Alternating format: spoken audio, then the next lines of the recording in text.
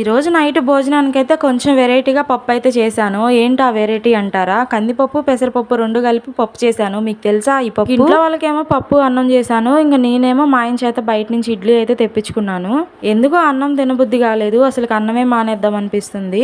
అన్నం కడుపు నిండా తినాలని ఆశ, ఆకలి ఉన్నా కానీ తినలేని రోజులు అయిపోయినాయి ఈ రోజులు. అందుట్లో ఇంకా నైట్ టైం తినాలంటే అన్నం అసలు చాలా భయపడాల్సి వస్తుంది. ఇప్పటి రోజుల్లో అంటే అన్నం ఎంత తిన్నా కానీ ఆ అన్నానికి తగ్గ చాకిరి ఉండేది.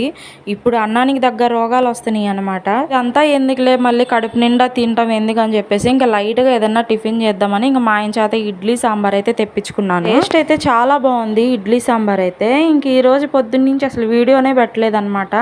ఎందుకంటే కొంచెం పనిలో ఉండి ఇంక అసలు వీడియో పెట్టడమే కుదరలేదు. వీడియోస్ ఉన్నా కానీ ఇంక ఇప్పుడే వీడియో ఇంకా రికార్డ్ చేసి ఇంక వీడియో అయితే అప్లోడ్ చేస్తున్నా. అక్కడ మా ఆయన తెచ్చింది 2 ఇడ్లీ, కానీ ఒక ఇడ్లీ తినేలోపు నా పని అయితే అయిపోయింది. అదే అన్నం అనుకోండి, ఒక ప్లేట్కి తిన్నా కానీ అసలు ఇంకా ఏం అనిపించదు. ఇడ్లీ కదా అసలు తినలేకపోయాను. మామూలుగా అయితే తినము,